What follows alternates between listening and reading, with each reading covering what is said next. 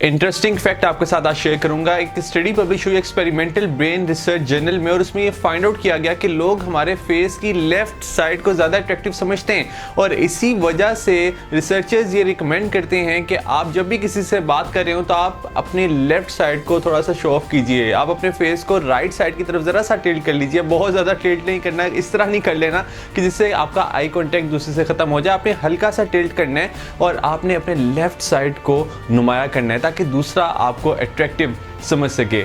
एक मेजर गलती जो कि हम अक्सर करते हैं वो ये कि जब भी हम खड़े होते हैं तो हमारी लेग्स के दरमियान फासला बहुत ही कम होता है, या तो वो टांगें साथ जुड़ी होती हैं या फिर बहुत ही कम, बहुत माइनर फासला होता है। तो रिसर्चर्स कहते हैं कि आपकी लेग्स के दरमियान फासला आपके शोल्डर्स की विड्थ से हल्का सा ज़्यादा होना चाहिए। ये एक स्ट्रेटजी है जो कि आपने हमेशा याद रखनी है।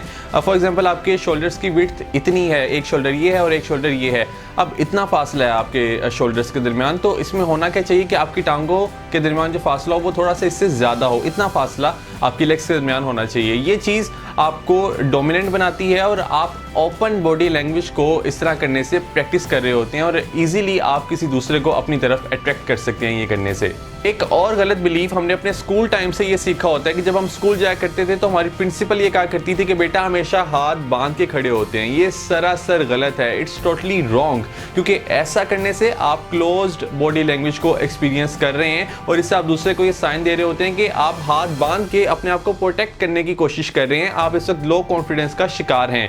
आप कभी भी किसी लीडर को इस तरह खड़े होते हुए नहीं देखेंगे, क्योंकि एक लीडर की जो लैंग्वेज होती है वो डोमिनेंट बॉडी लैंग्वेज होती है, वो स्ट्रॉन्ग बॉडी लैंग्वेज होती है और इससे वो क्लियरली दूसरे शख्स को ये बता रहा होता है कि मैं अपने कंट्री को कंट्रोल करने के लिए काफ़ी हूँ। तो अगर आप भी एक लीडर बनना चाहते हैं और आप भी लोगों को अपनी तरफ अट्रैक्ट करना चाहते हैं तो आपकी लैंग्वेज बहुत स्ट्रॉन्ग होनी चाहिए और आपको ख्याल होना चाहिए कि आप इस वक्त किस तरह के पोस्चर में खड़े हुए हैं।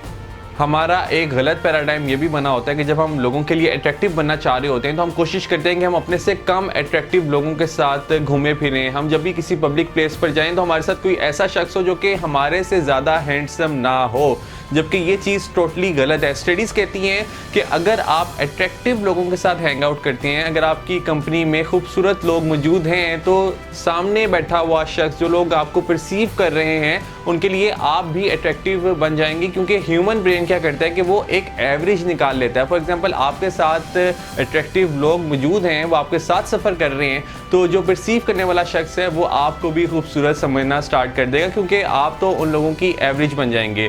और इससे एक अच्छा इंप्रेशन ये भी जाता है कि देखो कि इसी कंपनी में वो तमाम लोग मौजूद हैं जो कि अपनी केयर करना जानते हैं।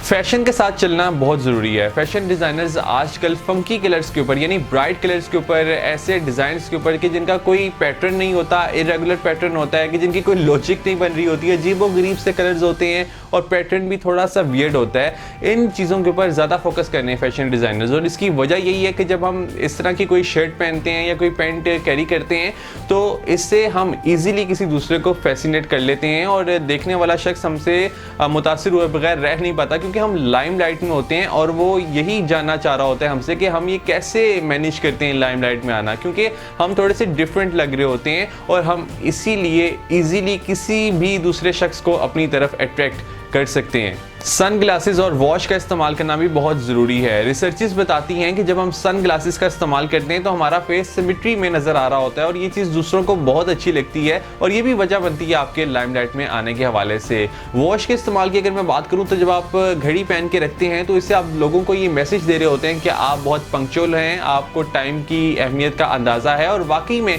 आपको टाइम की वैल्यू का अंदाज़ा होना चाहिए। आपको एक एक सेकंड का पता होना चाहिए कि मैंने अपनी ज़िंदगी के हर सेकंड को मीनिंगफुल बनाना है। एक रिसर्च की गई और इस रिसर्च में लोगों से पूछा गया कि आपको दूसरे लोगों की कौन सी क्वालिटी सबसे ज़्यादा अच्छी लगती है, तो आपको पता है कि किस चीज़ को सबसे ज़्यादा वोट्स मिले? सेंस ऑफ ह्यूमर को। यानी जिस शख्स का सेंस ऑफ ह्यूमर बहुत अच्छा होता है, जो कि लोगों को एंटरटेन करता है, लोगों के चेहरों पर मुस्कुराहट लाता है, वो बहुत ही ज़्यादा अट्रैक्टिव होता है। और यही वजह है कि क्लास में शुगर लगाने वाला बच्चा बहुत ज़्यादा फेमस होता है और उसके साथ दूसरे बच्चे भी दोस्ती करना पसंद करते हैं। जिन लोगों का अच्छा सेंस ऑफ ह्यूमर होता है उनके साथ दूसरे लोग बहुत ईजिली अपनी प्रॉब्लम्स को शेयर कर लेते हैं, क्योंकि बहुत कंफर्टेबल समझते हैं। ये समझते हैं कि अच्छा, ये शख्स अपनी ज़िंदगी को किस तरह अच्छे वे में इंजॉय कर रहा है है तो ये हमें भी सिखा सकता है अपनी ज़िंदगी की प्रॉब्लम्स को भूलना और ज़िंदगी को लाइटर नोट पर लेना।